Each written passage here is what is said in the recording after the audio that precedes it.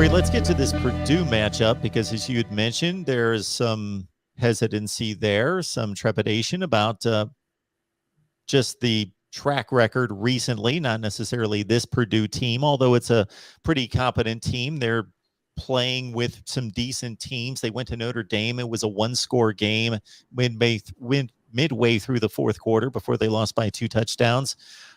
They led Minnesota, lost that one in the fourth quarter, 20-13. They've had a decent season, beat an Oregon State team at home. And so we've got Purdue traveling to Iowa. And, of course, a possible letdown factor after the big win against Penn State. Purdue. Yeah, Braum has had Kirk's he's had Kirk's number. I mean, I think back to I believe it was 2017. And we talked about this preseason, I remember on one of your shows, Mark, but Purdue attacked the same cornerback play after play after play. I believe he threw, and I can't remember the big Purdue receiver. I always forget his name. I'll find it. The one now is David Bell, but back in 2017. 2017, yeah. Weird name. But anyways, they threw to him, I want to say 3 or 4 straight plays, and I believe Iowa subbed in like 3 or 4 different cornerbacks during that stretch. And I believe, trying to think, 2017, one of them would have been Josh Jackson. I think he was probably the last resort because he was the best corner that year. Ojemudia was one of the guys they subbed on him. And I'll probably think of his name here in a moment if you don't. But did you find it, Mark? Anthony Mahungu. Mahungu, Yep. Yeah, you got it. I vaguely remember him. 7 catches for $135 and 2 touchdowns. That's what Braum does. He attacks a weak spot in Iowa's secondary. 2018. Again, I have a hard time sometimes keeping these games, which one was which, because 17 was played in Kinnick. 18, well, I believe was the same thing. That would have been the really short quarterback, David Blau. Yeah. That was burning Iowa time after time after time. They do it every year. And then I think of course, these last 2 matchups with David Bell, he's had 13 catches in each of the last 2 matchups. He got 26 catches in 2 matchups against Iowa. I believe both times at least 120 yards apiece.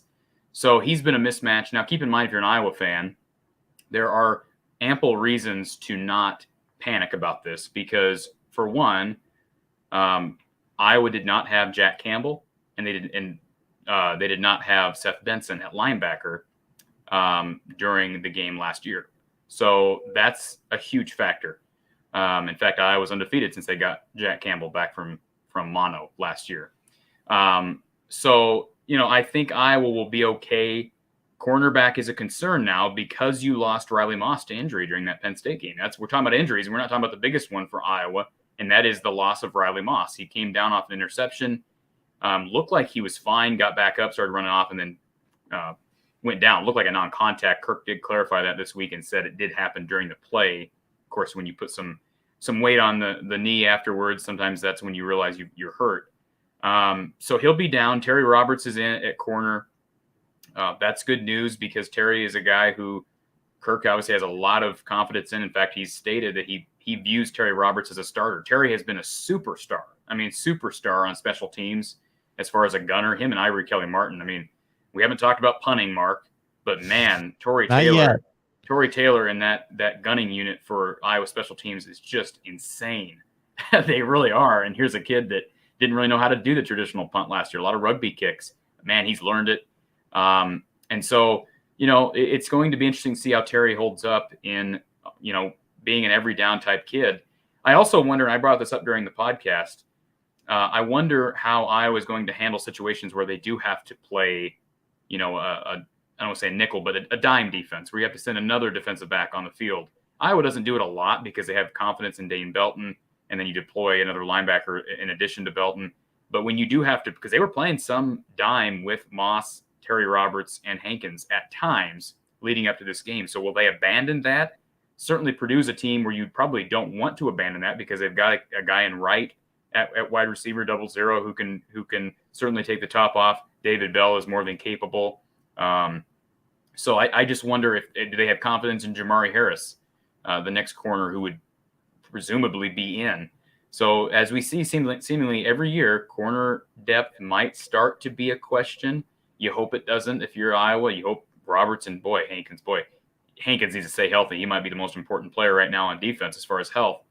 So all those things are a question. The defensive line, I thought, underperformed last week against Penn State. I mean, Iowa didn't get a whole lot of pressure even on Roberson until late in the game.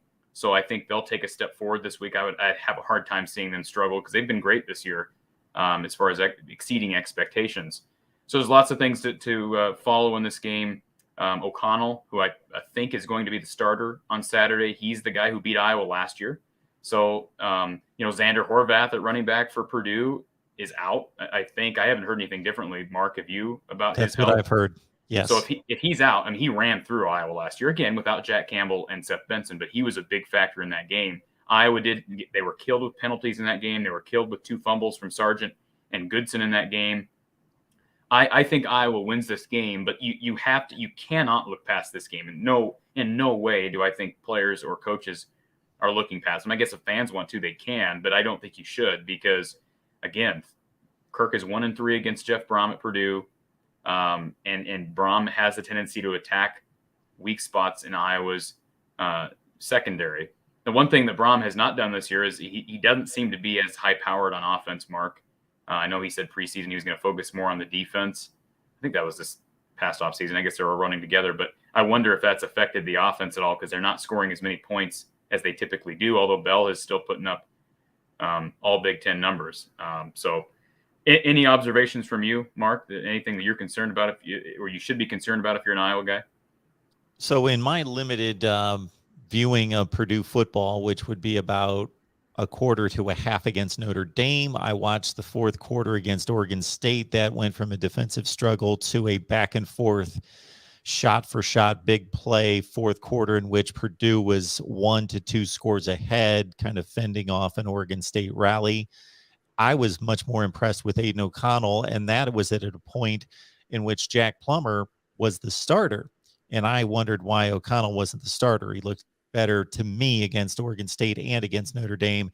And finally, they did make that switch after he led in a quagmire of a game against Illinois. And we brought up the Illini.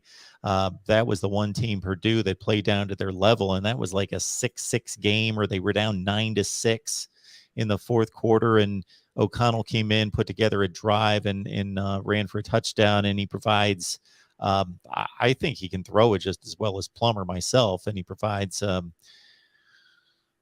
more, I think, on offense. Anyway, so they score late. They beat Illinois. So I think again, I'm not in practice or anything or watching every game, but that they made the right quarterback selection there. I watched the cut down version of the Minnesota game.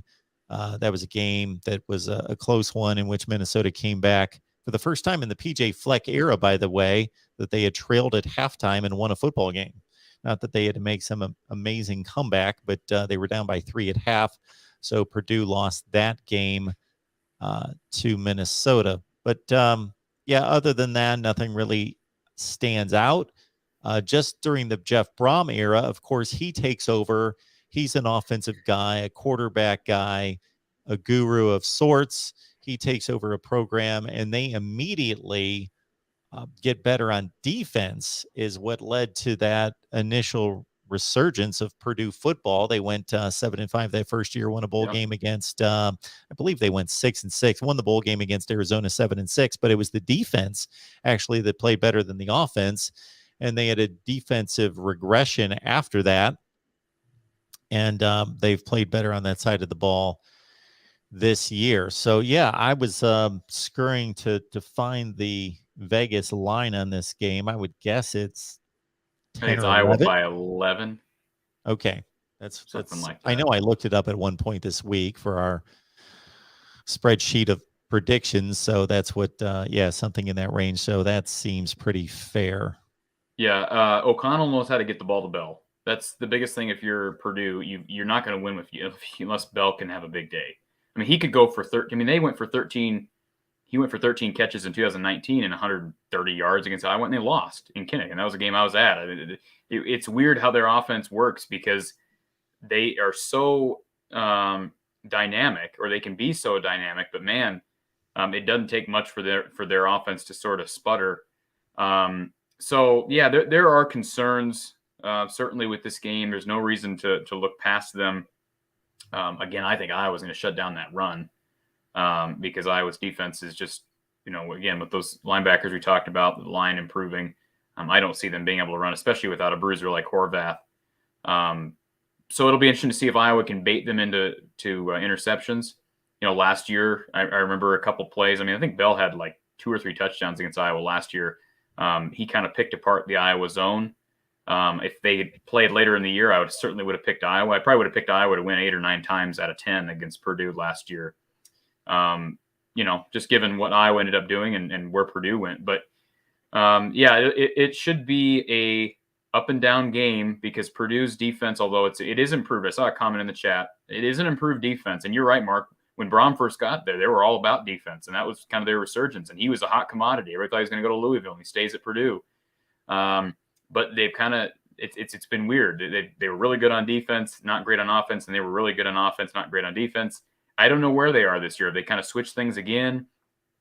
People got to remember, though, they are number 2 in the Big Ten West right now. If you just look at the standings, they're tied for 2nd.